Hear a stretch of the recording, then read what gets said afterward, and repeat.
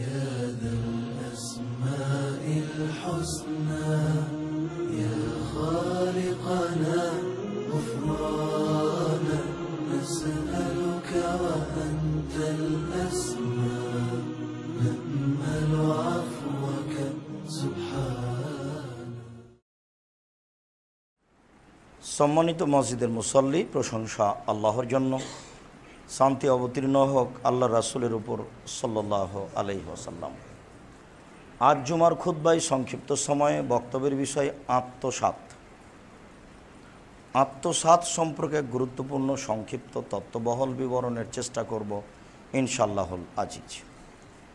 যেসব কারণে মানুষের পরকাল হারিয়ে যায়, যেসব কারণে সরাসরি জাহান্নাম ঘোষণা হয়েছে, তার একটি বড় অপরাধ হচ্ছে আত্মসাৎ, যা মানুষ সাধারণত করে থাকে। আর সেটা সাধারণত হয়ে থাকে অর্থের ব্যাপারে, আর মানুষ অর্থের ব্যাপারেই সবচেয়ে বেশি দুর্বল। মানুষ দুটি জায়গায় বেশি দুর্বল, তার একটি হচ্ছে নারী আর একটি হচ্ছে টাকা। এই দুইটা জায়গাতে মানুষ নিজেকে ভাবতে পারে না আমি কে, আমার মান মর্যাদা কি, আমার দুনিয়াতেই কি হবে আর পরকালে কি হবে, এই জিনিসটাও ভাবতে পারে না।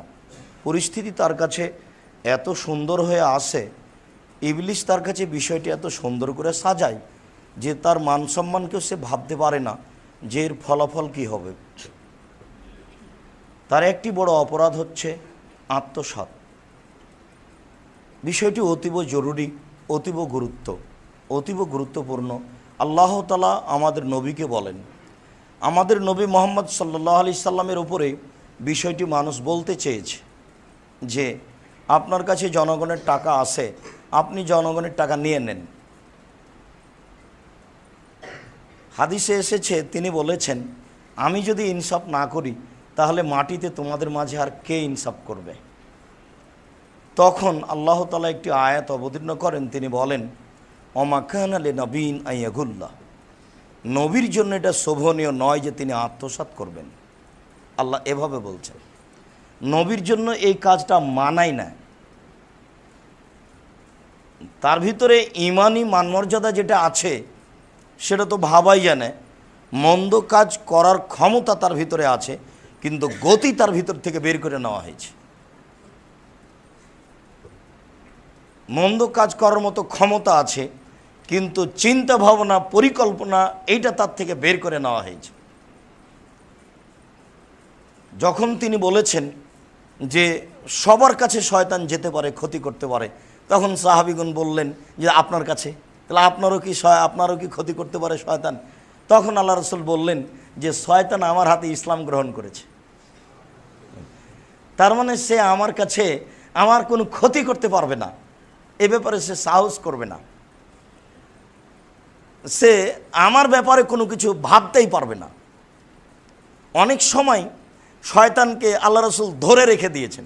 একদিন তাহাজ্জুদ পড়ছিলেন, তখন শয়তান তার সামনে আসে, আগুন নিয়ে আসে। আল্লাহ রাসূল তাকে ধরে রাখলেন, মনে করলেন যে আমি খুঁটিতে বেঁধে রেখে দেব, সকালে পাড়ার ছেলেরা দেখবে, খেলাবে, ওকে নিয়ে খেলাবে, লাথি জুতা মারবে। তো চট করে মনে পড়লো, ওহো এই ক্ষমতা তো সুলাইমান আলাইহিস সালামের। সুলাইমান আলাইহিস সালাম আল্লাহকে বলেছিলেন, আল্লাহ আমাকে এমন একটা পাওয়ার দিবা কিয়ামত পর্যন্ত যেন ওই পাওয়ার কারো হাতে না যায়। সেটা হলো জিনের উপরে ক্ষমতা, শয়তানের উপরে ক্ষমতা। এটা উনি বলেছিলেন আল্লাহকে। আল্লাহ বলেছিলেন আচ্ছা ঠিক আছে। তো মুহাম্মদ সাল্লাল্লাহু আলাইহি সাল্লাম দেখলেন যে এই কথা তো সুলাইমান আলাইহিস সালাম বলেছেন, এইটা আমার জন্য মানায় না। আমি যদি এখন জিনকে ধরে রেখে দিই শয়তানকে, তাহলে এই সুলাইমানের একটা মান মর্যাদার আমি হানি করলাম, আমি তা করব কেন? তাই আমি ছেড়ে দিয়েছি। বুখারী মুসলিম। তো এরপরেও মুহাম্মদ সাল্লাল্লাহু আলাইহি সাল্লামকে মানুষ কিছু বলতে চেয়েছে, বলবে এ কথা স্বাভাবিক। যেমন এই মসজিদেই অনেকেই আমার বক্তব্যের উপরেও তাকে খুব একটা ভালো লাগে না, তিতে লাগে কোনো কোনো সময়। অনেক পুরুষ মুসাল্লি আছে, অনেক নারী মুসাল্লি আছে, তবে তার ভাবা উচিত অন্তত আমি আমার জীবনে 1990 সাল থেকে মাঠে আছি, আমি একটি কথা আমার স্বার্থে বলেছি, একটি পদক্ষেপ আমার স্বার্থে বলেছি তা আমার জানা নাই। এইটা আমার হিসাবের বাইরে। যেমন আমি একথাও বলেছি যে 1990 সাল থেকে আমি মাঠে আছি, কোনোদিন কেউ যদি বলে দিতে পারে যে আব্দুর রাজ্জাক সাহেব আমার কাছে পথ খরচ চেয়েছিল বক্তব্য দিতে আসার জন্য বলেছিল যে কিছু পাথর দিয়ে পাঠাবেন, যদি প্রমাণ হয়ে যায় যে আব্দুর রাজ্জাক সাহেব পাথর চেয়েছিল, আমি আব্দুর রাজ্জাক জিন্দেগিতে আর কোনোদিন বক্তব্য দিতে যাব না। এ কথা আমি কোটি মানুষের সামনে বলেছি, দিন রাত বলছি।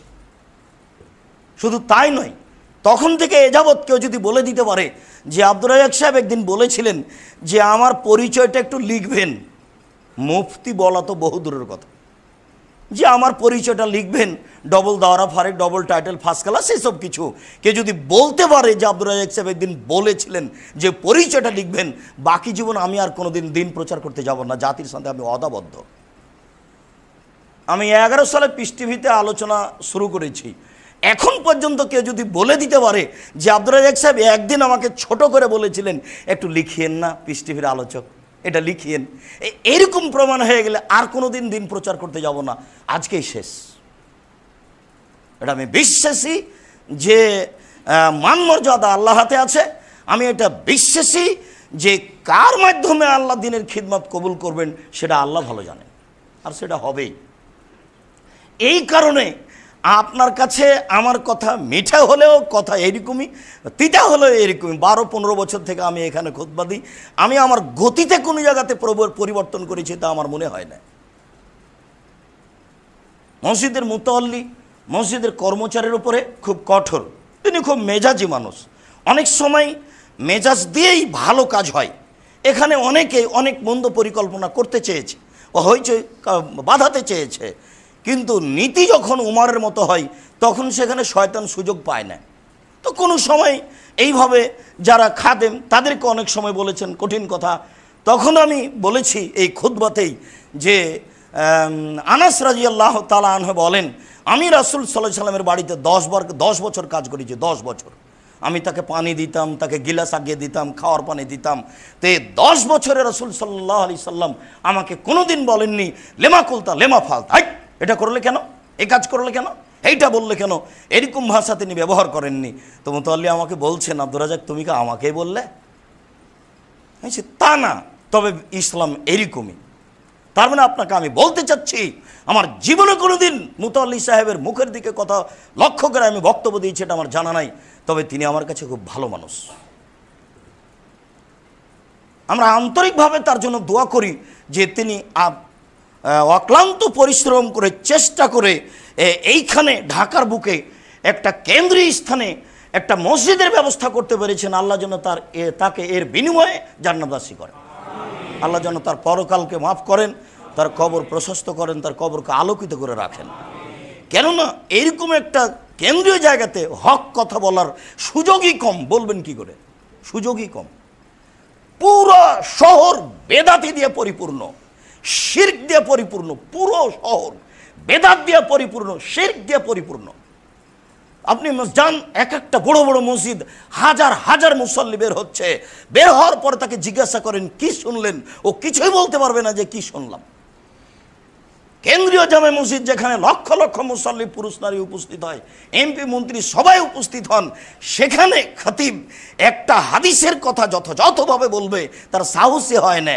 বা যারা খুতবা দিয়ে তারা হলো কবর পূজক, কবরের পূজা করে, কবরকে মূল্যায়ন করে। কবরকে মূল্যায়ন করা যারা, তাদের কি হতে পারে? রাসূল সাল্লাল্লাহু আলাইহি ওয়াসাল্লাম বলছেন ওই জাতির প্রতি অভিশাপ যারা কবরকে মূল্যায়ন করে, ওই জাতির প্রতি অভিশাপ যারা কবরকে মূল্যায়ন করে। শেষকালেতে তিনি বলে দিন, আলী যত উঁচু কবর পাবা সব লাঠি দিয়ে ভেঙে দাও, লাঠি মেরে ভেঙে দাও। কোনোদিন সুযোগ হলে এটা হবে ইনশাআল্লাহ, ওকে লাঠি দিয়ে ভেঙে দিতে হবে। কবর সম্মানের জায়গা নয়, কবরের পাশ দিয়ে গেলে ও পড়ে থাক, কুকুর যাবে উপর দিয়ে, শ্রীগাল যাবে উপর দিয়ে, মানুষ পেশাব পায়খানা করে দিতে পারে। আপনি পাশে গিয়ে বলবেন আসসালামু আলাইকুম আহলা দিয়ার বিনাল মুমিনিনা ওয়াল মুসলিমিনা ওয়াইনা ইনশাআল্লাহু বিকুম লা লাহিকুনা, আপনাদের প্রতি আল্লাহর পক্ষ থেকে শান্তি অবতীর্ণ হোক, আমরা অচিরেই আপনাদের একজন, আল্লাহ আপনাদের প্রতি আমাদের প্রতি নিরাপত্তা অবতীর্ণ করুক, এছাড়া কোনো কথা নেই। কবরের সাথে আপনারা তো ভালোবাসা কেন? কবরকে পাকা করতে হবে কেন? রাসূল সাল্লাল্লাহু আলাইহি ওয়াসাল্লাম বলছেন লা ইয়াজলিসু আলাইহি ওয়া লা ইউবনা আলাইহি ওয়া লা ইউসাল্লি আলাইহি, কেউ কবরের উপরে বসতে পাবে না, কবরের উপরে নামাজ পড়তে পাবে না, কবরের দিকে মুখ করে নামাজ পড়তে পাবে না, কবর পাকা করতে পারবে না। অথচ এই শহরের মধ্যে প্রায় মসজিদের মুসল্লিরা সবাই কবরমুখী, যিনি ইমাম খুতবা দিচ্ছেন তিনিও কবরমুখী। তারা জাতির সামনে কি বলতে পারে? হক কথা বলার সুযোগই নাই। যারা একটু বলতে চায় তাদের কোনো ক্ষেত্র নেই। এই হিসাবে আল্লাহ তাআলা এই জায়গাটাকে কবুল করেছেন। আলহামদুলিল্লাহ, আল্লাহ যেন এই জায়গাটাকে কিয়ামত পর্যন্ত কবুল করে রাখেন। আল্লাহুম্মা আমিন। এখান থেকে যেন এক শ্রেণীর মানুষ হক কথা বলতে পারে, আল্লাহ তুমি কবুল করো। আল্লাহুম্মা আমিন। সম্মানিত মসজিদের মুসল্লি, যেসব পাপের কারণে মানুষের পরকাল হারিয়ে যায় তার একটি বড় পাপ হচ্ছে আত্মসাৎ। মহান আল্লাহ বলেন, ওমা কানা লিনাবিয়্যিন আইয়াগুল্লা, কোন নবীর জন্য এটা শোভনীয় নয়, মানাই না যে আত্মসাৎ করবে। ওমাই ইয়াগলুল ইয়াতি বিমা গাল্লা ইয়াউমাল কিয়ামা, যে ব্যক্তি আত্মসাৎ করবে, যা আত্মসাৎ করবে সেইটা বিচারের মাঠে নিয়ে উপস্থিত হবে। এই আয়াতের বাস্তবতা আলোচনার শেষের দিকে আসবে ইনশাআল্লাহ। সেটা কেমন হতে পারে? আল্লাহ এখানে সরাসরি এইটুকু বললেন যে যারা যা আত্মসাৎ করবে তারা তা নিয়ে বিচারের মাঠে উপস্থিত হবে। সেটুকু তার কাঁধে, সেটুকু তার মাথায় চাপা থাকবে, ওইভাবে উঠবে। আর আরেকটা কথা মনে থাকবে হয়তো বা, আল্লাহ ভালো জানেন, এখানে একটা বলে রাখছি সেই কথাটুকু এই যে যে যত বড় আত্মসাৎকারী হবে তার পিছনে তত বড় পতাকা দেওয়া থাকবে গাদ্দার বলে। আত্মসাৎকারী ও গাদ্দার। আল্লাহ রাসূল বলছেন যে ইগরাসু আলা ইস্তেহি লেওয়ান আলা কাদরে গাদরিহি, প্রত্যেকটা গাদ্দারের আত্মসাৎকারের আত্মসাৎ অনুযায়ী তার পিছনে পতাকা গাড়া থাকবে। তখন মানুষ বিচারের মাঠে দেখতে পাবে যে কত বড় গাদ্দার, এ কত বড় আত্মসাৎকারী। গাদ্দার শব্দটা আরবি, যেটা আমরা সময় সময় ব্যবহার করে থাকি, যদিচ ধর্মের মূল জিনিসগুলি মানুষ ভুলে যাবে। ভুলতে ভুলতে ভুলতে মানুষের একদিন মানুষ থাকবে না, সব অমানুষ হয়ে যাবে। এই কথা আল্লাহ রাসূল সাল্লাল্লাহু আলাইহি ওয়াসাল্লাম নিজেই বলেছেন। আল্লাহ তাআলা বলছেন যে আত্মসাৎ করবে তার আত্মসাৎ করা জিনিসগুলি বিচারের মাঠে নিয়ে এসে উপস্থিত হবে। ইউসুফ আলাইহিস সালাম বলেন, যালিকা লিয়ালামা আন্নী লাম আখুনহু বিল গায়ব আন্নাল্লাহ লা ইয়াহদি কায়দাল খায়িনিন। যখন আজিজ মিশরের বাদশাহ স্বপ্নে দেখলেন যে 7টা তাজা সবুজ ধানের শীষ 7টা শুষ্ক পাকা ধানের শীষকে ধরে খাচ্ছে, 7টা মোটা তাজা গাভী 7টা চিকন পাতলা গাভীকে ধরে খাচ্ছে। এইটা স্বপ্নে দেখলেন। এই বিষয়টি তাকে ভাবিয়ে তুলল, এটা কেন এইভাবে আমি স্বপ্ন দেখলাম, কেন, এর ফলাফল কি হতে পারে, কে বলতে পারে, কে বলতে পারে? একজন বলল যে জেলখানায় একজন লোক আছে, সে বলতে পারে। তো যাও তাকে জেলখানা থেকে ডেকে নিয়ে আসো।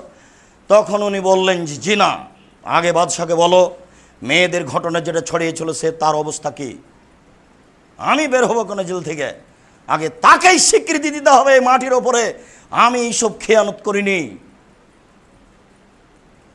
তিনি আমাকে সম্মান করে জায়গা দিয়েছিলেন তার বাড়িতে, আমি তার বাড়িতে থাকতাম, খেতাম। আমায় যখন জুলাইখা বলেছিল সব দরজাগুলি বন্ধ করা হয়েছিল, সে বলেছিল হাই তালাক, এইসব তুমি আমার সাথে জেনায় লিপ্ত হও, তখন আমি বলেছিলাম মাআযাল্লাহ, আমি আল্লাহকে ভয় করি, আমি আল্লাহর কাছে আশ্রয় চাচ্ছি।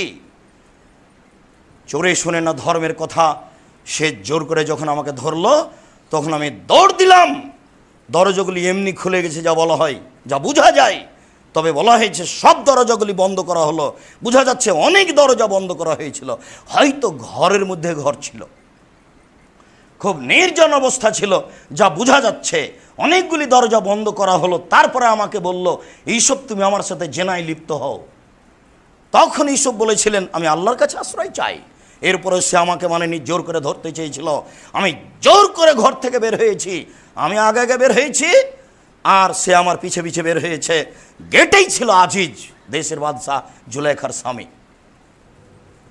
জুলাইখার স্বামী বলল যে এই যে আপনার বাড়ির কাজের লোক, সে আপনার স্ত্রীর সাথে অন্যায় করতে চায়, তার কি শাস্তি হতে পারে? আপনি কি শাস্তি উল্লেখ করবেন? আমি জুলাইখা বলছি ওকে যথাযথ পিটন দিতে হবে, নইলে জেলখানায় বন্দি করতে হবে। বাদশাহ ভাবলেন স্ত্রীর গতি যা, তাতে একটা কিছু করাই লাগে। তিনি বুঝতে পারতেন এই ছেলে খুব সম্মানী ভদ্র ছেলে, তাকে মারি কি করে। তার দুইটা কথার একটা গ্রহণ করে জেলখানায় তাকে দেওয়া হলো। 12 বছর জেলে থাকলেন তিনি, সেই নিয়ে আর কোনো কথা নেই। জেলের তিনি থাকলেন। তবে ওই সময়তে বাদশাহ বলেছিলেন, এইসব আরে জান হাজা, তুমি নিজেকে ফিরিয়ে নাও বিষয়টি থেকে। তিনি বিষয়টি ভাবতে পারছিলেন। অবশ্য ওই সময়তে যখন জুলাইখা বলেছিল যে এর শাস্তি কি হতে পারে, আরে আপনি কি শাস্তি উল্লেখ করবেন, আমি বলছি তাকে যথাযথভাবে পিটন দিতে হবে, নইলে জেলখানায় বন্দি করতে হবে। ওই সময়তে ইউসুফ আলাইহিস সালাম মুখের উপরে বলেছিলেন, হে আরাদাতনি, আমি কেন তাকে বলবো, সে আমাকে ফুসলানোর চেষ্টা করেছে, সে আমাকে ভুল পথে নিয়ে যাওয়ার চেষ্টা করেছে, আমি তার কথাতে রাজি হইনি। অনেক কিছু হলো, এরপরে তো জেলে আছেন। একদিন বাদশাহ স্বপ্নে দেখলেন এই ঘটনা। ঠিক আছে, যাও তাকে বের করে নিয়ে আসা। তখন তিনি বললেন, আমি বের হব কেন, যাও বাদশাকে বলো গা মেয়েদের ঘটনা কি, যারা হাত কেটে দিয়েছে তাদের অবস্থা কি, জুলাইখার অবস্থা কি। তখন এবার বাদশাহ বলছেন, বলো জুলাইখা ঘটনা কি। তখন জুলাইখা বলছে, আনারাহত অন্য হমিনা সা দেখিন, আমি তাকে ফসলিয়েছিলাম, সে সত্যবাদী মানুষ। এতদিন পরে 12 বছর পরে কথা প্রকাশ পেল, বিপদে পড়েছেন, এতই তাড়াতাড়ি হয়ে যাবে? আপনি এত ভাবেন কি করে? একজন নবী 12 বছর বিপদে পড়ে জেলে থাকেন, 12 বছর পরে তার কথা বের হয়ে আসে, ঠিক না বে ঠিক? আর আপনি খুব তাহাজ্জুদ পড়েন, এই জন্য 1 ঘন্টায় হয়ে যাবে? ইসলামে এরকম নয়, আল্লাহর কাজ এত সহজে হয় না, ভাবতে ভাবতে ভাবতে ধীরে ধীরে হয়। তাই ইউসুফ আলাইহিস সালাম বলছেন, দালিকা লিয়ালামা, আমি কেন জেলে থেকে গেলাম, আমি পৃথিবীবাসী জেনে নেই, আন্নি লাম আখনু বিল গায়েব, আমি বাদশাহ আজিজের খেয়ানত করিনি। আমি সব বলছি, আজিজ মিশরের বাদশাহ আমাকে তার বাড়িতে রেখেছিলেন, আমি তার স্ত্রীর সাথে অন্যায় করিনি, আমি খেয়ানত করিনি। তার মানে এই কাজটাকে তিনি আত্মসাৎ খেয়ানত বলে বলতে চাচ্ছেন। তার মানে তিনি তো আমাকে ভালো ছেলে বলেই ভালো থাকতে দিয়েছেন, ভালো খেতে দিয়েছেন। তিনি কি কোনো সময় মনে মনে বলেন যে হয়তো বা ইউসুফ কোনো সময় তার ভুল বুঝাবুঝিতে জুলাইখার সাথে অন্যায় করতেও চাইতেও পারে, এমনটা হতে পারে, তার ভিতরে কোনো সময় এটা দাগ কাটতেও পারে, এটা মানুষের হয়ে যায়। নইলে যখন আয়েশার অপবাদ ছড়িয়ে গেল, আয়েশা আর আয়েশার খালা বাহির থেকে একসাথে আসছেন, চট করে তার খালা কাপড়ে বেঁধে পড়ে গেছে, পড়ে উঠেই বলছে যে মেস্তা ধ্বংস হোক। আয়েশা রাদিয়াল্লাহু আনহা চোটেন, হ্যাঁ খালা, আপনি মেস্তাকে ধ্বংসের কথা বলেন কেন? মেস্তা হচ্ছে বাদরি সাহাবী, বাদরি লোক আপনি চিনেন, যারা বদরের যুদ্ধে উপস্থিত হয়েছে, তাদের ব্যাপারে আল্লাহ বলেছেন তারা যা করুক আমি আল্লাহ তাদের পাপ ক্ষমা করে দিয়েছি, আপনি মেস্তাকে ধ্বংসের কথা বলছেন কেন? তখন তার খালা বলছেন, ধুর মেয়ে, তুমি জানো কি ঘটনা ঘটিয়েছে? কি ঘটনা ঘটিয়েছে? মেস্তা বলেছে তুমি নাকি জেনা করেছো অমুক উমুকের সাথে। নাউজুবিল্লাহ মিন জালিক। আমার আব্বা জানেন? হ্যাঁ জানেন। আমার আম্মা জানেন? হ্যাঁ জানেন। আচ্ছা ঠিক আছে, আমি আপনার এখানে থাকবো না, আমি বাড়ি ফিরে যাই। বাড়ি পৌঁছানো হলো। মাঝে মধ্যে আল্লাহ রাসূল আসেন আর বলেন কেমন আছো, আর কিছু বলেন না। তখন থেকে আমি ভাবছিলাম ব্যাপারটা কি, শুধু খালি বলেন কেমন আছো। তাই এক পর্যায়ে তিনি জিজ্ঞাসা করলেন উমুক উমুককে যে আচ্ছা আয়েশা কেমন মেয়ে? তাহলে ভিতরে একটু দুর্বলতা আছে যে আয়েশা কেমন মেয়ে, উমুক বলো তো কেমন মেয়ে, বাড়িরা তুমি বলো তো কেমন মেয়ে। তখন বাড়িরা জেলা ধরনের বলেন আয়েশা তো ভালোই মেয়ে, একটা বুদ্ধির অভাব দেখি যে রুটি বানামেতে আটা রেডি করেছে, আটা সেনেছে, আটা সেনে ওই রান্নাঘরে আটাটা রেখে গিয়ে ঘুমিয়ে গেছে, রুটি বানাতে হবে এই খেয়াল নেই, ছাগল এসে খেয়ে নিয়েছে, এইটা ভুল। তখন আল্লাহ রাসূল বলেন এটা তো আর তেমন কোনো ভুল হলো না, তা আলী তুমি বলো। তখন আলী বলছেন আরে ওসব ছাড়েন, আয়েশা কি একাই পৃথিবীতে মেয়ে নাকি, ওকে বাদ দিয়ে আর একটা বিবাহ করতে হবে। এক একজন মানুষের এক এক গতি দেখেন। রাসূল সাল্লাল্লাহু আলাইহি সাল্লাম পরিস্থিতি দেখে বললেন আমার পরিবার নিরাপদে আছে, আমি এ ব্যাপারে কোনো দুর্বলতার আশ্রয় নিই না। তখন 23 দিন পরে 29 দিন পরে আয়াত নাজিল হয়ে গেল। আয়াত যখন নাজিল হয়ে গেল তো ওই সময়তে যেটা আমি বলতে এসেছি সেটা হচ্ছে যে এক পর্যায়ে আল্লাহ রাসূল বলেন আয়েশা তুমি যদি অন্যায় করে থাকো তাহলে বলো যে অন্যায় করেছি, আর যদি না করে থাকো তাহলেও বলো যে আমি করিনি। তখন আয়েশা বলছেন বলেন কি আপনি, আমি যদি বলি এখন হ্যাঁ তাহলে মিথ্যা হবে সত্য, আর আমি যদি বলি না তাহলে জনগণ বলবে করে বলছে না, উভয় সংকটে আছে আমি। বলেন কি আপনি, আমি যদি এখন বলি হ্যাঁ তাহলে মিথ্যা হবে সত্য, আর আমি যদি বলি না, তাহলে জনগণ বলবে করে বলছে না। অতএব আমি ধৈর্য ধারণ করি। আমার ধৈর্য ইউসুফের বাপের ধৈর্যের মতো। ইউসুফের বাপ ধৈর্য ধারণ করতে পারেন। ছেলে আমার জেলে আছে। কোথায় জেলে আছে? বাপ, আমি একজন নবী, বেঁচে আছি। তার ধৈর্য আমার ধৈর্য। এই ঘটনা, ওই ঘটনা হচ্ছে ইউসুফ আলাইহিস সালাম বলছেন যে জেনে নেক যে বাদশাহ আমি অন্যায় করিনি, আমি খেয়ানত করিনি। তিনি বললেন যে ওয়ান্নাল্লাহ লা ইয়াহদি কায়দাল খায়নিন, যারা খেয়ানত করে আত্মসাৎ করে আল্লাহ তাদেরকে সঠিক পথ দেখান না। আত্মসাৎকারী বড় অপরাধী। আবু হুরায়রা রাদিয়াল্লাহু তাআলা আনহু বলেন, রাসূল সাল্লাল্লাহু আলাইহি ওয়াসাল্লাম বলেছেন, লা ইয়াগুল্লু আহাদুকুম হিনা ইয়াগুল্লুহু মুমিন ইয়াকুম ওয়া ইয়াকুম, সাবধান, তোমরা কেউ আত্মসাৎ করো না। যখন মানুষ আত্মসাৎ করে তখন তার ভিতরে ঈমান থাকে না। হেডমাস্টার ছাত্রর টাকাটা পকেটে করে নিয়ে বাড়ি চলে গেলেন, মাছ কিনে নিয়ে গেলেন একটা বড়। হেডমাস্টার বুঝতে পারলেন না যে এটা কত বড় আত্মসাৎ। চেয়ারম্যান মেম্বার তো বুঝেই না। আপনাকে আমি শতদিন বলেছি, চেয়ারম্যান মেম্বার যদি বুঝতেন এটা কত বড় বিপদ, তাহলে জাতির সামনে দাঁড়িয়ে হাত জোড় করে বলতেন, জাতি, দায়িত্ব আছে, আমার ভুল হয়েছে, আমি ছেড়ে চলে গেলাম, আপনারা আমাকে মাফ করেন। আমাদের বাড়ির পাশে আমার বাপের 10 শতক জমি আছে, সেইটুকুতে চাষ করে বেগুনের গাছ গেড়ে বেগুন বিক্রি করে বাজারে বিক্রি করে খাবো, আমি এই কাজ করব না। এই কথা তিনি বলতেন। কিন্তু তার অজ্ঞতার কারণে, তার নির্বুদ্ধিতার কারণে, তার হিতাহিত জ্ঞান না থাকার কারণে জাতির সামনে তিনি এরকম করছেন। যারা যেখানে দায়িত্বে আছেন বোধগম্য নেই যে এই অপরাধ কেমন অপরাধ। সম্মানিত মসজিদের মুসল্লি, আপনি ধারাবাহিকভাবে দেখুন। আবু হুরায়রা রাদিয়াল্লাহু তাআলা আনহু বলেন, রাসূল সাল্লাল্লাহু আলাইহি ওয়াসাল্লাম বলেছেন, আয়াতুল মুনাফিকে সালাসা, মুনাফিকের চিহ্ন 3টি। 1, ইযা হাদাসা কাযাবা, কথা বললে মিথ্যা বলে। 2, এই যে ওয়াদা আখলাফা, ওয়াদা করলে খেলাপ করে। 3, ওই যে উতুমেনা খানা, কোনো জিনিস যদি তার কাছে আমানত রাখা হয় তাহলে সে তা আত্মসাৎ করে। আত্মসাৎ করা হচ্ছে মুনাফিকের কাজ। আপনার ভালোভাবে জানা আছে, ইন্নাল মুনাফিকিনা ফিদ দারকিল আসফালি মিনান নার, যারা আত্মসাৎ করবে, মুনাফিক যারা, তারা জাহান্নামের সবচেয়ে নিচে যাবে। যে যেখানে দায়িত্বে আছেন তারই আত্মসাৎ হয়। আবু হুরায়রা রাদিয়াল্লাহু তাআলা আনহু বলেন, রাসূল সাল্লাল্লাহু আলাইহি সাল্লাম বলেছেন, আদ্দিল আমানাতা ইলা মান ইতামানাকা, যে তোমার কাছে আমানত রেখেছে তুমি সময়ে তা প্রদান করো। ওয়ালা তাখুন মান খানাকা, ওই লোকের আত্মসাৎ করো না যে তোমার আত্মসাৎ করেছে। পাল্টাপাল্টি এই কাজে যায় না। ও আত্মসাৎ করেছে বলে তুমিও আত্মসাৎ করতে যায় না।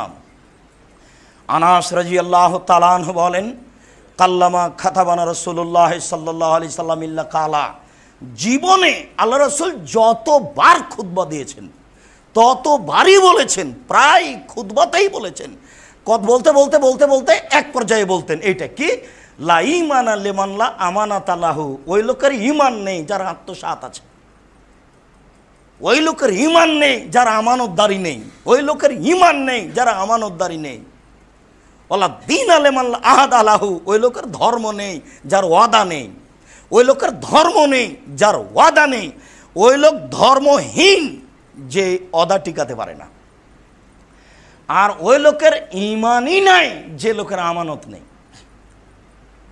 উবাদা ইবনে সামিত রাদিয়াল্লাহু তাআলা আনহু বলেন, রাসূল সাল্লাল্লাহু আলাইহি ওয়াসাল্লাম বলেছেন, 6 শ্রেণীর মানুষকে আমি জান্নাতে নিয়ে যাব। 6 শ্রেণীর মানুষকে আমি জান্নাতে নিয়ে যাব। কিভাবে নিয়ে যাব সেটা আমার ব্যাপার। তার 1 শ্রেণীর মানুষ হচ্ছে ওয়াদ্দু জাউতুমেনতুম, তোমাদের কাছে আমানত রাখা হলে তা যথাসময়ে যথাযথভাবে পেশ করো। যারা আত্মসাৎ করে না, আমানতকে ঠিক মতো বাস্তবায়ন করে, আমি মুহাম্মদ সাল্লাল্লাহু আলাইহি সাল্লাম তাদেরকে জান্নাতে নিয়ে যাব। কিভাবে নিয়ে যাব সেটা আমার ব্যাপার। আব্দুল্লাহ ইবনে আমর রাদিয়াল্লাহু তাআলা আনহু বলেন, রাসূল সাল্লাল্লাহু আলাইহি ওয়াসাল্লাম বলেছেন, আরবাউন ইযা কুন্না ফিকা ফালা আলাইকা মা ফাতাকা মিনাদ দুনিয়া, যদি 4টা জিনিস তোমার মধ্যে থাকে তাহলে তোমার ইহকালও আছে, পরকালও আছে। টাকা পয়সা আছে কি না, তুমি ভিক্ষা করে খাচ্ছ নাকি, এইটা ভাবার প্রয়োজন নেই। যখন তোমার ভিতরে 4টা জিনিস আছে তখন তুমি নিজেকে মনে করিও আমি ইহকালেও ধনী, আমি পরকালেও ধনী।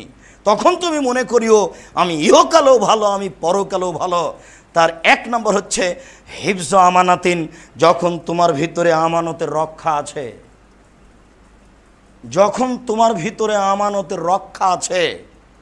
10 বছর আগে যে টাকা দিয়েছিলেন একটু রাখো তো মসজিদের খাদেমের কাছে, 10 বছর পরে টাকাটা চাচ্ছি টাকাটা দাও তো, দেওয়ার সাথে দেখছেন যে ওই টাকাটাই তো দিচ্ছে। এই কথাও বলে না যে ওটা একটু খরচ হয়ে গেছে কয়দিন পরে দিব, এভাবে বলে না, ওই টাকাটাই দিচ্ছে। 4টে জিনিস আছে যার, ইহকাল আছে তার, 4টে জিনিস আছে যার, পরকাল আছে তার। 1 নম্বর হিফজ আমানাতিন, আমানতের রক্ষা। কি দিয়ে আপনাকে আমি বুঝাই আমানত কি জিনিস, আমানত কত দামি জিনিস, আত্মসাৎ কত খারাপ। 2 সিদক হাদিসিন, সত্য কথা যার, কথা যে সত্য বলে তার ইহকাল আছে, তার পরকাল আছে, সুলি হলেও ফাঁসি হলেও। 3 হসন খালিকাতিন, ভালো চরিত্র যার, জান্নাত তার। আমরা এক সময়ে বলছিলাম বিচারের মাঠে সবচেয়ে যেটা ভারী আমল হবে সেটা হচ্ছে ভালো চরিত্র। তাহাজ্জুদ টিকবে না ভালো চরিত্রের কাছে, হজ টিকে না ভালো চরিত্রের কাছে, কান্নাকাটি গভীর রাতে টিকে না ভালো চরিত্রের কাছে। আবু দারদা রাদিয়াল্লাহু তাআলা আনহু বলেন, আসকালু শাইইন ফি মিজানিল মুমিনি ইয়াউমাল কিয়ামা খুলুকুন হাসান। বিচারের মাঠে মুমিনের, আদমের ছেলেমেয়ের সবচেয়ে যেটা ভারী আমল সেটা হলো ভালো চরিত্র। এ দিয়ে সমাজ সুন্দর হয়। আর এখন তো মানুষ নির্বাচনে এসে, স্কুলে নির্বাচন ছাত্রদের মধ্যে, ওর বাপ ওকে পাঠিয়েছে যায় মারামারি করিস, একবার লেগে যাবি, যা টাকা লাগবে লাগবে দিব। আল্লাহ রাসূল বলছেন যে সিনফান মিন উম্মতি ফিন্নার, আমার উম্মতের 2 শ্রেণীর মানুষ জাহান্নামে যাবে, লাম আরাহুম, আমি তাদের এখনো দেখিনি। আমার উম্মতের 2 শ্রেণীর মানুষ জাহান্নামী, আমি তাদের এখনো দেখিনি। কওমুন বিয়াদিহিম সায়াতুন, 1 শ্রেণীর মানুষ তাদের হাতে থাকবে লাঠি, কাজনাবিল বাকারে গাভীর লেজের মতো। দেখেন না ওই যে কলেজের স্কুলের ছেলেগুলোর হাতে দেখেন না লাঠি আছে, পুলিশ একবার ধাওয়া করছে আর পুলিশকে এরা একবার ধাওয়া করে, উভয়ের হাতে লাঠি আছে। এটাই এরাই তারা। ইমাম বুখারী বলছেন ইলমু কাবলাল কওলি ওয়াল আমালে, কথা ও কর্মের পূর্বে বিদ্যা। ছাত্র জীবনে কোনো প্রকার আন্দোলন চলবে না, কোনো প্রকার দল চলবে না, কোনো কিছুই চলবে না, সবই হারাম। এমনি আল্লাহ রাসূল বলেননি মূর্খতা বর্ষণ হবে। প্রিন্সিপাল ভাই শিক্ষিত নন, ভাইস চ্যান্সেলর সাহেব শিক্ষিত নন, উনি মূর্খ মানুষ, উনি নিজেই বুঝেন না বিদ্যা কাকে বলে। মনে করছে চলন্ত নীতির নাম বিদ্যা। জি না, এটা অসম্ভব হতে পারে না। 1450 বছর পূর্বে আল্লাহ রাসূল বলেছেন মূর্খতা বর্ষণ হবে। আজকে আপনি আপনার বিদ্যা বলে বিদ্যা দাবি করছেন। কে বলেছে? যারা ছেলেদের হাতে লাঠি সহ্য করতে পারে তারা বিদ্যানের কথা মিথ্যা, এটা ধোঁকা, এটা প্রতারণা। রাসূল সাল্লাল্লাহু আলাইহি সাল্লাম বলেছেন ভালো চরিত্র আছে যার, তার ইহকাল আছে, তার পরকাল আছে। 2 শ্রেণীর মানুষকে আমি দেখিনি যারা জাহান্নামে যাবে, তার 1 শ্রেণীর মানুষ যাদের হাতে লাঠি থাকে গাভীর লেজের মতো। তিনি আগেই বলে গেছেন। আর 1 শ্রেণীর আপনার মেয়ে, 1 শ্রেণী হচ্ছে আপনার মেয়ে আর আপনার স্ত্রী। আমি দুঃখিত, আমি অনুবাদক। তিনি বলছেন নিসাউন, মহিলা, কাসিয়াতুন, কাপড় পরে থাকে, আরিয়াতুন, উলঙ্গ, মুমিনাতুন, তারা পুরুষকে নিজের দিকে ডাকে, মাইলাতুন, তারা নিজেরা পুরুষের দিকে আকৃষ্ট হয়, লায়াত খোলাল জান্নাতা, তারা জান্নাতে যাবে না। এ হলো 2 শ্রেণীর মানুষ। 2 শ্রেণীর মানুষ জাহান্নামে যাবে, তাদেরকে আমি মুহাম্মদ সাল্লাল্লাহু আলাইহি ওয়াসাল্লাম দেখিনি। বাড়ি যাবেন আর বারবার বলবেন। আব্দুর রাজ্জাক সাহেব বললেন 2 শ্রেণীর মানুষ জাহান্নামে যাবে, আমি তাদেরকে দেখিনি। তার 1 শ্রেণীর কে? তার 1 শ্রেণীর যাদের হাতে লাঠি আছে গাভীর লেজের মতো। আর 1 শ্রেণীর কে? এইসব নারী। রাসূল সাল্লাল্লাহু আলাইহি সাল্লাম বললেন 4টে জিনিস আছে যার, সব কিছু আছে তার। শেষে বললেন ইফাতুন ফি তাওমাতিন, বৈধ রুজি। বৈধ রুজির খুব প্রয়োজন। 18 বছর আগে বলা হয়েছে ব্রাকে জমি বিক্রি হারাম, চাকরি করা তো বহু দূরের কথা। এদেশে প্রায় 5,500 তার চেয়েও বেশি এনজিও আছে। যে কোনো এনজিওতে চাকরি করে ওই টাকা দিয়ে চাউল কিনে ভাত খেয়ে ইবাদত কবুল হবে না, নিশ্চিত হবে না, অবধারিত হবে না। এদেশের কোনো ব্যাংকে চাকরি করে সেই টাকা দিয়ে চাউল কিনে ভাত খেয়ে ইবাদত কবুল হবে না।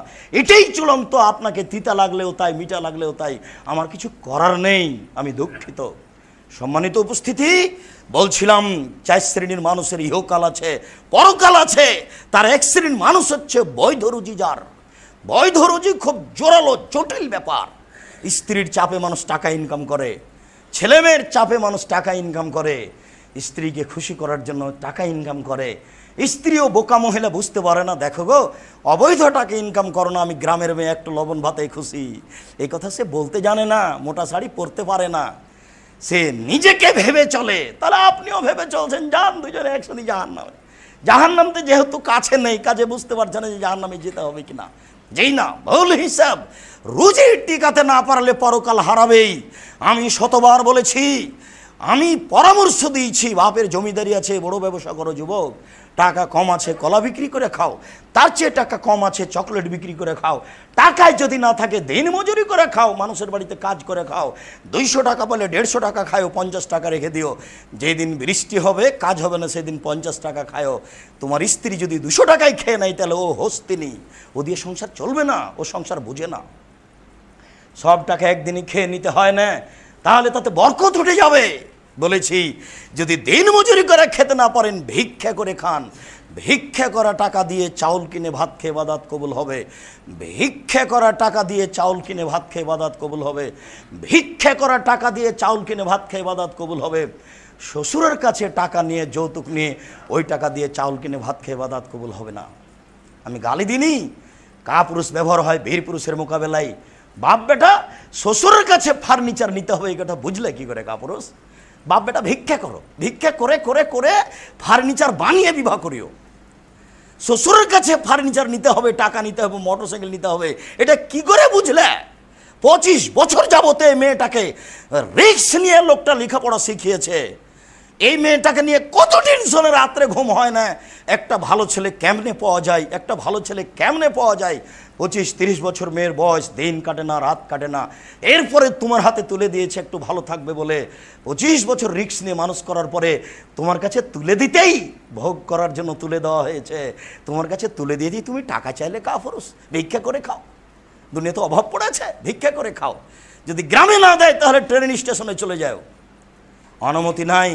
4 শ্রেণীর মানুষের ইহকাল আছে, 4 শ্রেণীর মানুষের পরকাল আছে। তার একটি হচ্ছে বৈধ রুজি, আর একটি ছিল আমানতের রক্ষা। আব্দুল্লাহ ইবনে আমর রাদিয়াল্লাহু তাআলা আনহু বলেন, রাসূল সাল্লাল্লাহু আলাইহি সাল্লামকে জিজ্ঞাসা করা হলো আইয়ুন্নাস আফজাল, আল্লাহ রাসূল মানুষের মধ্যে সবচেয়ে ভালো মানুষ কে? তখন তিনি বললেন আত্তাকিয়ু আন-নাকিয়ু, স্বচ্ছ পরহেজগার। স্বচ্ছ মানুষ যেই সেই ভালো, পরহেজগার যে সেই ভালো। স্বচ্ছকে তিনি বললেন লা ইসমা ফিহি, যার পাপ নেই সেই স্বচ্ছ। আব্দুর রাজ্জাক সাহেব, পাপ হয় না এমন কি মানুষ আছে? নেই, তবে পাপ হলেই ক্ষমা চাই যে তার পাপ নেই। 2 ওলা বাগিয়া, সীমালঙ্ঘন নেই যার। বহুবার বলেছি, আপনাদের বাড়ির সামনে একটা কুঁড়ে ঘর ছিল, তুলে দিয়েছেন, এটা হলো বড় সীমালঙ্ঘন। কোর্টে দেখালেন আমি বসতে দিয়েছিলাম আমার জমিতে, এখন আমার সাথে অন্যায় আচরণ করে, কোর্টে টাকা দিয়ে বাড়িটা তুলে দিলেন। গরিব মানুষ, আগে থেকেই ছিল ক্ষমতা দাপট, দলীয় দাপট, বুঝতে পারেনি দলীয় দাপট কত খারাপ, তুলে দিল। ও রাস্তায় ভিক্ষা করে বেড়ায়, এটা হলো বড় সীমালঙ্ঘন। ছোট সীমালঙ্ঘন হলো যে 100 মরিচ নিমের লোকটার কাছে 100 মরিচ, দাঁড়িপাল্লা হয়ে গেছে। আপনি দেখছিলেন যে মরিচটা কেমন, তা একটা হাতে করে আছেন, এই মরিচটা কোথায় রাখবেন? এই মরিচটা যদি আপনার পাল্লায় আপনার ব্যাগে রাখেন, আপনি সীমালঙ্ঘনকারী, আপনি স্বচ্ছ নন, আপনি স্বচ্ছ নন। ওয়ালা গিল্লা, যারা আমানতের খেয়ানত আছে, আত্মসাৎ করে, সে স্বচ্ছ নয়। যার ভিতরে এই হিংসা আছে সে স্বচ্ছ নয়। 4টে জিনিস নেই যার সেই স্বচ্ছ। পাপ নেই যার, 1, 2 সীমালঙ্ঘন নেই যার, 3 আত্মসাৎ নেই যার, 4 হিংসা নেই যার। হিংসা এমনিতে হয়েই যায়, কেন জানি পাশের দোকানে বিক্রি হয়, আমার দোকানে বিক্রি হয় না, তখন হিংসা হয়েই যায়। তখন হিংসা করবেন কার কাছে? তাহলে তাকদীরের উপরে ভরসার অভাব আছে। রাতে উঠে 2 রাকাত সালাত আদায় করে আল্লাহকে বলতে হবে, আল্লাহ পাশের দোকানদারকে আমি ভালোবাসতে চাই, দয়া করে তুমি আমার ব্যবস্থা করো। মানুষ মাত্র হিংসা হয়েই যাবে, এটাই স্বাভাবিক। এরপরে প্রাণপণে চেষ্টা করতে হবে। আব্দুল্লাহ ইবনে আমর রাদিয়াল্লাহু তাআলা আনহু বলেন, কানা রাসূলুল্লাহ সাল্লাল্লাহু আলাইহি সাল্লাম ইজা আসাবাহু মিনাল মাগানিম যখনই আল্লাহ রাসূলের কাছে কোনো গানিমাত দশের সম্পদ আসত, তখনই তিনি বলতেন বেলালকে, ফামারা বেলালান ফাদাফিন নাস, বেলাল জনগণকে ডাকাও, ফায়াজিউনা বেগানাইমিহিম, জনগণ যার হাতে যে টাকা পয়সা এসেছে দশের সেটা নিয়ে উপস্থিত হতো। ফাইকাসেমহু উইখমেসহু, 5 ভাগের 1 ভাগ করে 5 ভাগের 1 ভাগ নিজের কাছে রেখে দিতেন, বাকি 4 ভাগ যোদ্ধাদের মধ্যে বন্টন করতেন। ফাজারাজুলুন ইয়াওমান, বন্টনের পরে হঠাৎ একটা লোক আসলো আল্লাহ রাসূলের কাছে, এসে বলছে, আল্লাহ রাসূল, ইন্না হাজা ফিমা সাবনা মিনাল মাগানিম, এই যে আমার কাছে একটা রশি আছে, মিন শারিন লেজামান মিন শারিন, ঘোড়ার একটা লাগাম আছে, লুমের চুলের লুমের পশমের একটা লাগাম আছে আমার কাছে, এটা 10-এর সম্পদ। তখন আল্লাহ রাসূল বললেন, মা সামেতা বেলালান, বেলাল চিৎকার করে বলেছিল, যার যা আছে সেটা নিয়ে আসো, এই কথা কি শোনোনি? কালা নাম, জি হ্যাঁ শুনেছিলাম। মা মানা কান তাজিয়া বেহি, তো ওই সময় এটা নিয়ে আসনি কেন? ফাতা যারা, তখন সে কিছু আপত্তি পেশ করলো, ছিলাম না, পেশাব করতে গেছিলাম, স্ত্রীর সাথে কথা বলছিলাম, একটু বাজারের দিকে গেছিলাম, কি যেন আপত্তি পেশ করলো। তখন আল্লাহ রাসূল বললেন, তাজবে হিয়াউমাল কিয়ামা, এইটা নিয়ে বিচারের মাঠে উপস্থিত হ। সুম্মা লাম ইয়াকবাল হান, তারপর থেকে আল্লাহ রাসূল তার কাছে নিলেন না, সামনাসামনি বললেন যে এটা নিয়ে বিচারের মাঠে আসিও, আমি তোমার কাছে এটা নিব না। তো নিয়ে এসেছিল, ভুল মানে ও বুঝতে পেরেছিল যে ডেকেছে বেলাল, তবুও যায়নি। অথচ রাসূলের সামনে হলো যে তোমাকে ডেকেছিল, তুমি আনোনি কেন? এখন এই ঘোড়ার লাগামটা বিচারের মাঠে নিয়ে আসিও, সেদিন হবে কথা, এখন আর হবে না। আল্লাহ আমাদেরকে আমানো বোঝার তৌফিক দান করুক। আল্লাহুম্মা আমিন। সাল্লি আলাইহি আল্লাহু বারিক আলাইহি। আলহামদুলিল্লাহি ওয়াহদা ওয়াসসালাতু ওয়াসসালামু আলা মান লা নাবিয়্যা বা'দা। আবু হুরায়রা রাদিয়াল্লাহু তাআলা আনহু বলেন, কানা সাকাল রাসূলুল্লাহ সাল্লাল্লাহু আলাইহি সাল্লাম রাজুলিন ইয়াকুলু কারকারা, একজন লোকের কাছে আল্লাহ রাসূলের 10-এর সম্পদ জমা ছিল। ফামাতা ফাকাল রাসূলুল্লাহ সাল্লাল্লাহু আলাইহি ওয়াসাল্লাম ইন্নাহু ফিন্নার, লোকটা মারা গেল। তখন আল্লাহ রাসূল বললেন, ও জাহান্নামে যাবে। ফাযাহাবু ইয়ানজুরু ইলাইহি, সাহাবীরা কথা শুনে অবাক হয়ে গেল যে লোকটা আমাদের সাথে যুদ্ধ করলো, লোকটা মারা যাওয়ার সাথে সাথে আল্লাহ রাসূল বললেন ও জাহান্নামে যাবে, ঘটনা কি? একটু যাইতো। ফাওয়াজাদু আবাতান কাদ গাল্লাহা, তারা গিয়ে দেখলো যে তার ব্যাগে একটা চাদর আছে, যে চাদরটা আত্মসাৎ করেছিল। আল্লাহ রাসূল বললেন ও সরাসরি জাহান্নামী, ও যোদ্ধা, ও তাহাজ্জুদ পড়েছে। ওইজন সাহাবী একটা চাদর চুরি করেছে, সরাসরি আল্লাহ রাসূল ঘোষণা দিলেন ও জাহান্নামী। আবু হুরায়রা রাদিয়াল্লাহু তাআলা আনহু বলেন, আহাদা রাজুলুন রাসূলুল্লাহ সাল্লাল্লাহু আলাইহি ওয়াসাল্লাম গোলামানি কলালাহু মিদাম, আল্লাহ রাসূলকে একটা গোলাম হাদিয়া দেওয়া হয়েছিল, কেউ দিয়েছিল, তার নাম হচ্ছে মিদাম। রাসূলুল্লাহ সাল্লাল্লাহু আলাইহি ওয়াসাল্লাম, ও আল্লাহ রাসূলের হাওদাজটা ঠিক করছে। উটের উপরে হাওদা থাকে, ওই হাওদাজের উপরে আল্লাহ রাসূল উঠে বসবেন, সেই জন্য রাসূলের গোলাম হিসাবে, কাজের লোক হিসাবে এটা ঠিক করছে। ফাসাবাহু সাহমুন আয়ের, হঠাৎ কোন দিক থেকে কে যে একটা তীর মেরেছে, তাকে এসে লেগে গেছে। ফাকাতালাহু, তীর এসে লাগতে সে লোকটা মারা গেল, তীর এসে লাগতে লোকটা মারা গেল। ফাকালান নাস হানিয়াল্লাহুল জান্নাহ, তখন লোকেরা বলল, এ জান্নাতি, পীর সাহেবের তো খিদমত করে মারা গেছে, এ জান্নাতি। মানুষ বলছে না, পীর সাহেবের কাছে ছিল, খিদমত করে মারা গেছে। রাসূলের নিজস্ব গোলাম, রাসূলের উটের উপরে হাওদাজ ঠিক করছে, হাওদাটা ঠিক করছে, আল্লাহ রাসূল ওখানে উঠে বসবেন। এই জন্য হঠাৎ করে কোথা থেকে একটা তীর এসে লাগলো, তাতে মারা গেল। লোকেরা বলল, লোকটা ধন্য, লোকটা জান্নাতে যাবে, লোকটা ধন্য, লোকটা জান্নাতে যাবে। তখন আল্লাহ রাসূল বলছেন, কাল্লা, কখনো নহে, ইনি রাইতুহু ফিন্নারে, আমি তাকে জাহান্নামে দেখছি। ওয়াল্লাযী নাফসি বিয়াদিহি, আল্লাহর কসম আমি মুহাম্মদ বলছি, আল্লাহর কসম আমি মুহাম্মদ বলছি, আল্লাহর কসম, ইন্না সামলাতা আল্লাতি আখাজাহা মিন খায়বারা মিনাল মাগালেম তাল্লাম তুসিবাল মাকাসেম। ও খাইবারের যুদ্ধে যেসব টাকা পয়সা কাপড় চুপড় পাওয়া গেছিল তার মধ্যে থেকে একটা চাদর নিয়ে নিয়েছিল, যেটা ভাগ হয়নি, ভাগের পূর্বেই একটা চাদর নিয়ে নিয়েছিল। লা তাস্তালো আলাইহিন নারা, এই চাদরটা তার উপরে জাহান্নামের আগুনকে খেপিয়ে তুলেছে। এই চাদরটাই তার উপরে জাহান্নামের আগুনকে খেপিয়ে তুলেছে। ফালাম্মা সামিয়া দালিকা নাস, যখন জনগণ এই কথাটা শুনলো, যাবে সেরাকিন অসেরাকায়নে, তখন যার কাছে যা এক একটু ছিল, একটা জুতার ফিতা বা দুইটা জুতার ফিতা, মানে একেবারেই কম, 2 টাকা 1 টাকা এরকম ছিল। এবার রাসূলের কাছে নিয়ে এসে বলছে, আল্লাহ রাসূল এই জুতার ফিতাটা আমার কাছে থেকে গেছিল, আল্লাহ রাসূল এই চাদরটা আমার কাছে থেকে গেছিল, আমি এটা অল্প মনে করেছি 2টা খেজুর, এই 2টা খেজুর থেকে গেছিল, ভাগ করার আগে আমার কাছে থেকেছিল। আল্লাহ রাসূল বলছেন সেরাকুন ফিন্নার ও সেরাকানে ফিন্নার, একটা জুতার ফিতা যে আত্মসাৎ করেছে সেও জাহান্নামে যাবে, 2টা যে করেছে সেও জাহান্নামে যাবে।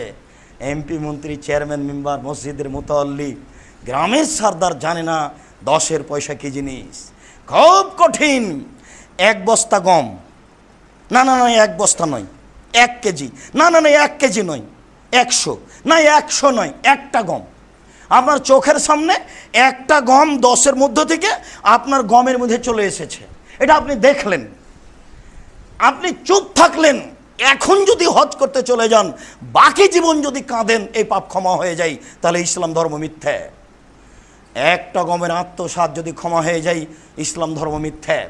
একটা গমের আত্মসাৎ যদি ক্ষমা হয়ে যায়, ইসলাম ধর্ম মিথ্যে। তিনি বলেছেন ইন্নী হারামতু যুলমা আলা নাফসি, আমি অত্যাচারকে আমার উপরে হারাম করেছি, আমি অত্যাচার করব না।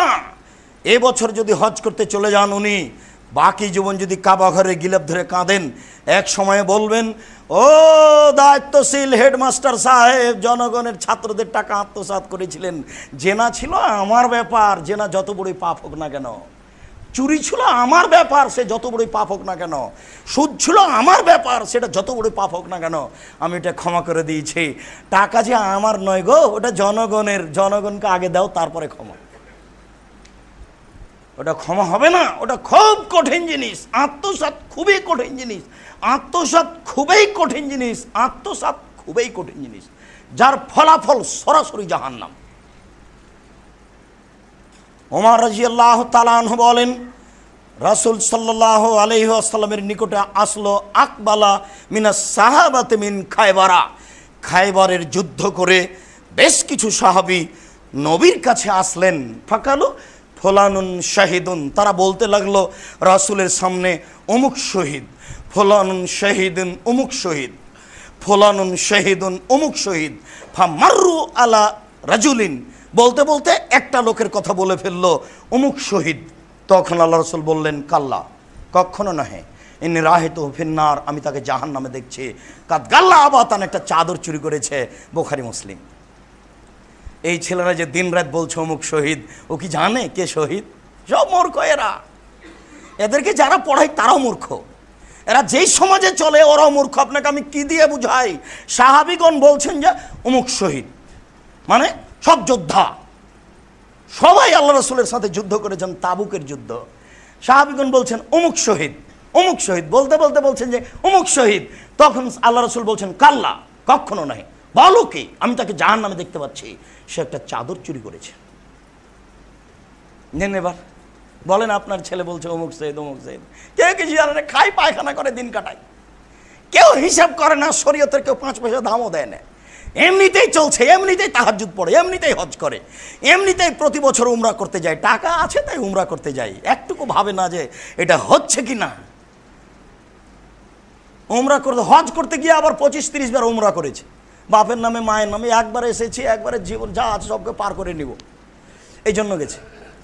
আচ্ছা যদি তাই হয়, তা আল্লাহ রাসূল বললেন, আব্দুর রহমান জি, তোমার বোন আয়েশাকে একটু তানিমে নিয়ে যাও, ওর তফটা বাকি আছে হায়েজের ঋতুর কারণে, ওকে এহরাম বাঁধিয়ে তফটা করিয়ে নাও। তো উনি তার বোনকে আয়েশাকে নিয়ে গেলেন তানিমে, এহরাম বাঁধিয়ে তফ করিয়ে নিলেন। কিন্তু তিনি তো বললেন না যে আমি তানিমে গিয়ে এহরাম বেঁধে তফ করেছি, ও আব্দুর রহমানের লাগে না, আপনার লাগে? আল্লাহ রাসূল তো একবার বললেন না যে আব্দুর রহমান তুমিও তওয়াফ করে নিও, তুমি একটা উমরা করে নিও, তুমি ওখানে ইহরাম বাঁধিও? সব নিজের মতো চলছে এমনিতেই, দিন রাত দায়িত্বশীল আত্মসাৎ করছে। যে যেখানে আছে, যে যেখানে আছে, গ্রাম্য সর্দার সহ, আপনার এই স্কুল কলেজ বিশ্ববিদ্যালয় সহ, প্রাইভেট স্কুল সহ, যে যেখানে আছে সে সেখানে আত্মসাৎ করছে। আপনার মসজিদের একজন মহিলা মুসল্লি বলছে, ভাই আমি তো প্রাইভেট স্কুলের দায়িত্ব পালন করতাম, মাঝে মধ্যে ছাত্রছাত্রী টাকা আমার হাতে দিত, প্রতিষ্ঠানের সুবিধা অসুবিধাই, সেটা আমি কিছু রেখে দিতাম। এখন কি হবে? এখন যা হবে, যত ছাত্রের কাছে টাকা নিয়েছেন ফিরিয়ে দেন, এখন আর কী হবে? সেটা যে সম্ভব নয়, সেটা সম্ভব নয়, তাহলে এখন কি করবেন? রাসূল সাল্লাল্লাহু আলাইহি সাল্লাম বলছেন, পৃথিবীর মানুষ ওই দিন আসার আগে সব কিছু করে নাও, যেই দিন তোমার হাতে কোনো টাকা পয়সা থাকবে না, কেউ কারো কাছে ক্ষমা নিতে পারবে না। মান সম্মানের ব্যাপারে যদি কিছু হয়ে থাকে, লেনদেনের ব্যাপারে যদি কিছু হয়ে থাকে, ক্ষমা নাও। বড় মানুষকে, চাচাকে, গ্রাম্য মুরব্বীকে কারণবশত ধমকে বলেছ, যান আপনি কি বুঝেন, এই কথাটা মুরব্বীকে উপেক্ষা করা হয়েছে, এই কথাটা মুরব্বীকে উপেক্ষা করা হয়েছে। আজকেই ক্ষমা নিতে হবে মুরব্বীর কাছে, আজকেই মুরব্বীকেই মূল্যায়ন করতে হবে, এ কথাই ঠিক। বয়স্ক মানুষকেই মূল্যায়ন করতে হবে, এ কথা ঠিক। আপনাকে আমি কথাটা কি দিয়ে বুঝাই, আপনার পীর সাহেবের কথা কি দিয়ে চলে? মুহাম্মদ সাল্লাল্লাহু আলাইহি সাল্লাম ধর্মের কাছে নিজেই জিম্মি। আমি আপনাকে দিন রাত বলেছি, পৃথিবীতে একজন মানুষের কথা চলে যার নাম মুহাম্মদ সাল্লাল্লাহু আলাইহি সাল্লাম। পৃথিবীতে একজন মানুষের কথা চলে যার নাম মুহাম্মদ সাল্লাল্লাহু আলাইহি সাল্লাম। এরপরে আপনাকে বলছি, মুহাম্মদ সাল্লাল্লাহু আলাইহি সাল্লাম নিজেই ধর্মের কাছে জিম্মি। মুহাম্মদ সাল্লাল্লাহু আলাইহি সাল্লাম নিজেই ধর্মের কাছে জিম্মি, তিনি কিছুই করতে পারেন না। একদা তার ডান দিকে আছে ছোট ছোট বাচ্চা, বাম দিকে আছে বড় বড় মানুষ, উমর, আবু বকর, সিদ্দিক সবাই আছেন।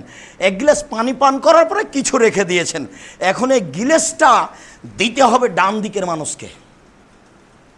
ডান দিকে বসে আছে ছোট বাচ্চা শিশু শ্রেণীর, আর বাম দিকে বসে আছেন ভাইস চ্যান্সেলর। ভাত যে দিবেন, পরিবেশন করবেন, কার প্লেটে দিবেন? আপনার ছেলে যদি বাচ্চার প্লেটে দেয়, তাহলে আপনি তো বলবেন, না না কী করছো, আগে ভাইস চ্যান্সেলর প্লেটে দাও। তার মানে আপনি তো আর জানেন না কিছু, আপনি তো একটা মূর্খ মানুষ, আপনি তো অজ্ঞ। ও তো আল্লাহ রাসূল 1450 বছর পূর্বে বলেছেন যে মূর্খতা বর্ষণ হবে। আমরা জানি যে বৃষ্টি বর্ষণ হয়, আল্লাহ রাসূল বলছেন মূর্খতা বর্ষণ হবে। আপনার ভাইস চ্যান্সেলর কেন, বাম দিকে যদি মুহাম্মদ সাল্লাল্লাহু আলাইহি সাল্লাম বসে থাকেন, তবু ওখানে ভাত দেওয়া যাবে না। ভাত কোন প্লেটে আগে দিতে হবে? ডান প্লেটে। তখন আল্লাহ রাসূল ছোট ছোট বাচ্চাগুলিকে বলছে, ও আমার আদরের ছোট ছোট বাচ্চা, তোমরা যদি আমাকে একটু অনুমতি দিতে, তাহলে বাকি পানিটুকু আমি বাম দিকের বড় মানুষকে দিতাম। দেখেন, পৃথিবীর সবচেয়ে বড় পাওয়ারফুল মানুষ অনুমতি চাচ্ছে ছোট বাচ্চাদের কাছে।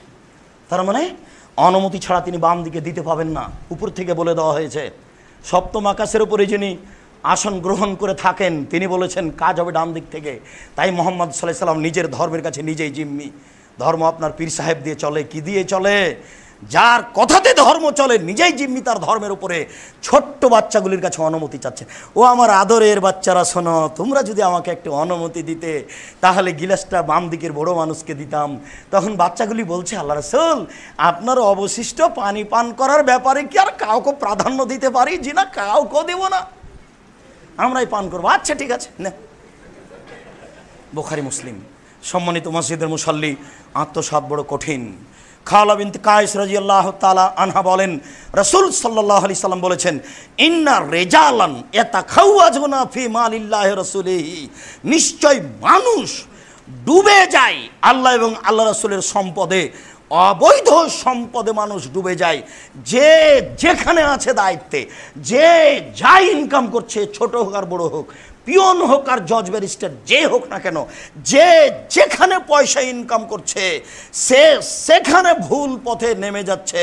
ফালাহুন নার ইয়াউমাল কিয়ামা, তার জন্য জাহান্নাম বিচারের মাঠে, তার জন্য জাহান্নাম বিচারের মাঠে। খাওলা রাদিয়াল্লাহু তাআলা আনহা বলেন, আল্লাহ রাসূল বলেছেন, ইন্না হাজাল মালা ইন্না হাজিহিল আমওয়াল খাজিরাতুন হুলওয়াতুন, টাকা মিঠে জিনিস। দুইটা জিনিস মানুষের কাছে মিঠে, নারী এবং টাকা। টাকা মিঠে জিনিস। ওয়াইন আখাযাহু বিহাক্কিহি, টাকা যদি যথাযথভাবে ইনকাম করে বুরে কালাহ তাতে বরকত দেওয়া হবে। টাকা যদি হক পথে ইনকাম করে তাহলে তাতে বরকত দেওয়া হবে। আপনি বুঝেন আর না বুঝেন, কেননা আপনাকে আমি বলেছি আয়েশা রাদিয়াল্লাহু তাআলা আনহা বলেন আল্লাহর নবী মরে গেলেন তখন অর্ধসা সোয়া কেজি আটা বাড়িতে ছিল, খায় রুটি বানায় খায় রুটি বানায় খায় রুটি বানায় খায়, অনেক দিন খেলাম আটা শেষ হয় না। তা আমি মনে করলাম একদিন মেপে দেখি তো কতটি আছে, মাপার পরে দেখি আর নাই। তার মানে মাপলে বরকত উঠে যায়, মেপে রান্না করতে হবে, যেটা আছে সেটা মাপা যাবে না। বুখারী মুসলিম। আপনাকে দেখাতে চাচ্ছি যে বরকত ভিন্ন জিনিস। রাসূল সাল্লাল্লাহু আলাইহি ওয়াসাল্লাম বলছেন বৈধভাবে যদি কেউ টাকা ইনকাম করে, রিক্সা চালিয়ে খাবো, আপনি বিশ্বাস করেন এটাই ঠিক। বইয়ের মুখের দিকে তাকিয়ে অবৈধ টাকা ইনকাম করব না। মসজিদের মুসল্লি আপনাকে আমি কি দিয়ে বুঝাই? ব্যর্থ জাতির সামনে জাতিকে হক কথা বুঝাতে পারলাম না। সত্যই যদি হক কথা বুঝাতে পারতাম তাহলে তারা অল্প উপার্জনে খুশি হয়ে যেত, অল্প উপার্জনে খুশি হয়ে যেত। কি দিয়ে বুঝায় আপনাকে? দিন মজুরি করে খাওয়া অনেক ভালো, রিক্সা চালিয়ে খাওয়া অনেক ভালো। দায়িত্ব পালন করতে গিয়ে যে কোনো স্থানে অবৈধ পয়সা উপার্জন করে কোনো লাভ হবে না। আল্লাহ রাসূল বলছেন যে পয়সা মিঠে জিনিস, সবাকেই ভালো লাগে। ওয়াইন আখাযাহু বিনাফসিহি, তাকে যদি মনের ইচ্ছে মতো আয় করে থাকে, তাকে যদি পেয়ে থাকে ইচ্ছে মতো, ফালাহুন নারু ইয়াউমাল কিয়ামা, তার জন্য জাহান্নাম, সে জাহান্নামে যাবেই। দুনিয়ার যে কোনো স্থানে আপনি টাকা ইনকাম করেন, আপনি বারবার জিজ্ঞাসা করেন এই টাকাটা কেমন হচ্ছে ভাই, এই ব্যবসাটা কেমন হচ্ছে ভাই, এই চাকরিটা কেমন হচ্ছে ভাই। অন্তত 10 জন আলেমকে জিজ্ঞাসা করেন, তারপরে ওটা কাজ করেন। পৃথিবী অনেক বড়, প্রয়োজনে রিক্সা চালিয়ে খাবো মাস্টার ডিগ্রি পাস করলেও, তাতে কি আসে যায়? রোজই বৈধ হতে হবে। সময় কিন্তু বেশি দিন নয়, দেখতে দেখতে আপনার বয়স 50 বছর। কাজে খুব তাড়াতাড়ি চলে যেতে হবে। ভুল সিদ্ধান্ত পরিবর্তন করুন। আল্লাহ তুমি বড় দয়াশীল, তুমি বড় রহমতশীল, তোমার অনেক দয়া। আমরা মানুষ, তোমার রহমতের আশাধারী হয়ে তোমাকে বলছি তুমি আমাদের প্রতি একটু দয়া করো, আল্লাহুম্মা আমিন। আমরা যেন বাকি জীবন বৈধ রুজি উপার্জনের চেষ্টা করতে পারি, আল্লাহুম্মা আমিন। এক একটু আত্মসাৎ যদি হয়ে থাকে তাহলে ওই দিন আসার পূর্বেই দেওয়ার চেষ্টা করি, সেটা হলো বিচারের দিন। এক একটু যদি হয়েই থাকে তাহলে যেখানে যেখানে হয়েছে সেখানে টাকা ফেরত দিতে হবে। আব্দুর রাজ্জাক সাহেব, সেটা যদি সম্ভব না হয় তাহলে কি করতে হবে? তাহলে ওই পরিমাণ টাকা কওমি, খারিজি, বেসরকারি সঠিক আকীদার মাদ্রাসায় দিয়ে দিতে হবে। আর আল্লাহকে বলতে হবে আমি সত্যই তাকে পেলে ফেরত দিতাম, যেহেতু তাকে পাচ্ছি না কাজে তার নামে দান করে দিলাম। আল্লাহ তুমি তাকে এই টাকার নেকি দিয়ে দাও। পথ হবে ইনশাআল্লাহ। সম্মানিত মসজিদের মুসাল্লিদ, আপনি পথ অবলম্বন করুন, আল্লাহ আপনার পথ খুলে দিবেন ইনশাআল্লাহ। আল্লাহ আমাদের যারা মারা গেছে তুমি তাদের কবরের শাস্তি মাফ করো, আমরা যারা অসুস্থ তুমি তাদের আরোগ্য দান করো, আমরা যারা বেঁচে আছি তুমি তাদেরকে তোমার রাসূলের পদ্ধতি অনুযায়ী চলার তৌফিক দান করো। আল্লাহ তুমি আমাদেরকে আত্মসাৎ থেকে রক্ষা করো। আল্লাহ তুমি আমাদের বৈধ রুজির ব্যবস্থা করে দাও। এই দাবি, এই দোয়া তোমার দরবারে রেখে আজকের জুমার খুতবা এখানে শেষ করলাম। সাল্লাল্লাহু আলাইহি ওয়াসাল্লাম। আসসালামু আলাইকুম। আলহামদুলিল্লাহ ওয়াহদা ওয়াসসালাতু ওয়াসসালামু আলা মান লা নাবিয়্যা বাদা। যেই কথাটা বলতে চাচ্ছিলাম যে বলবো, হয়তো বা ভুলেও যেতে পারি, ঠিকই যা হওয়ার তাই হলো, ওই কথাটা ছুটে গেছে। সেটা হলো এই যে আবু হুরায়রা রাদিয়াল্লাহু তাআলা আনহু বলেন একদা আল্লাহ রাসূল আত্মসাতের উপদেশ দিচ্ছেন, তারপরে খুব সেটা বড়োভাবে পেশ করলেন। তারপরে তিনি বললেন যে বিচারের মাঠে মানুষ উটকে কাঁধে করে নিয়ে আসবে আমার কাছে, এসে বলবে যে আপনি একটু আমার জন্য সাহায্য চান। তখন আমি বলবো যে আমি তোমার কিছু করতে পারবো না, সেই দিন আসার আগেই তুমি সতর্ক হও। তারপরে তিনি বললেন কোনো মানুষ আসবে ছাগল কাঁধে নিয়ে, ছাগল চিৎকার করবে। কোনো মানুষ আসবে কাপড়ের বস্তা নিয়ে, কাপড়ের বস্তা তার কাঁধে ঝুলবে, আমার কাছে সাহায্য চাইবে, আমি সহযোগিতা করতে পারবো না। আবার কোনো মানুষ আসবে কাঁধে জড়বস্তু নিয়ে, টাকা পয়সা গম যত জিনিস আছে জড়বস্তু, যেটা তার কাঁধে থাকবে তবে কথা বলবে না, এই জিনিসটা তাক ফেকো, তার কাঁধে এই জিনিসটা দুলতে থাকবে। ও আমার কাছে সাহায্য চাইবে, আমি সাহায্য করতে পারবো না। সেই দিন আসার পূর্বেই তোমরা সতর্ক হও। বুখারী মুসলিম। এতে আল্লাহ রাসূল বলেছেন যে প্রত্যেকটা মানুষ যে যা আত্মসাৎ করছে সেইটা বিচারের মাঠে তার কাঁধে থাকবে, আর ওইটা নিয়েই সে কাঁধে ঘুরতে থাকবে। যেই কথাটা আপনারা আগেই শুনেছেন যে কেউ যদি অর্ধ হাত জমি আত্মসাৎ করে তাহলে অর্ধ হাত জমি বিচারের মাঠে ওই 7টা জমিন তার কাঁধে তুলে দেওয়া হবে। এটা বুখারী মুসলিমের হাদিস। এই জমিনটা নিয়ে সে ঘুরতে থাকবে। তো এইটাকে আপনি এত স্বাভাবিক মনে করছেন কেন? মানুষই বুঝে, পশু প্রাণী বুঝে না। মানুষকেই বুঝতে হবে, আর মানুষকে জান্নাত পাওয়ার আপ্রাণ চেষ্টা করতে হবে। সম্মানিত মুসল্লি, আপনারা আমার দ্বীনি ভাই। আমি যদি আপনার সাথে কথা বলতে লেগে কোনো জায়গাতে আপনি কষ্ট পান তাহলে আমি আপনাকে কষ্ট দিতে চাইনি। আমি আপনার দ্বীনি ভাই। কোনো জায়গাতে যদি কথা আপনি মনে করেন যে এইভাবে বললেন কেন আব্দুর রাজ্জাক সাহেব, এইভাবে বললে হতো, তাহলে আপনি বুঝবেন যে এটা আমার বুঝতে ভুল। আমি আপনারটাই বলতে চাচ্ছিলাম। আপনারটা বলতে আমার কোনো আপত্তি নেই, তবে আপনাকে আমি এতটুকু বলতে চাচ্ছি যে আমার বলাতে কোনো স্বার্থ নেই। যদি কোনো জায়গাতে আপনার কষ্ট হয়, ব্যথা লাগে, তাহলে বুঝবেন যে আপনি যেভাবে বলা চাচ্ছিলেন আমিও সেভাবেই চাচ্ছিলাম, কিন্তু আমার কাছে বলা হয়নি। তবে আপনার সাথে আমার আন্তরিকতার অভাব নেই। সম্মানিত এই মসজিদের মুসল্লি, যারা এই মসজিদে আসেন তাদেরকে আমরা খুব ভালোবাসি। আরও 2-5 দিনী ভাই বোনকে নিয়ে আসবেন। আমরা এখান থেকে হক জানতে চাই, সে অনুপাতে আমরা আমল করতে চাই। মানুষ হিসাবে যেটুকু ত্রুটি থেকে যাচ্ছে আল্লাহর কাছে আমরা সাহায্য চাই। ইনশাআল্লাহ আল্লাহ আমাদেরকে মাফ করবেন, চাইলেই মাফ করবেন। আল্লাহ, আমরা মানুষ, তুমি আমাদের কবুল করো। আল্লাহুম্মা আমিন। সুবহানাকা আল্লাহুম্মা ওয়া বিহামদিকা আশহাদু আল্লা ইলাহা ইল্লা আনতা আস্তাগফিরুকা। আসসালামু আলাইকুম।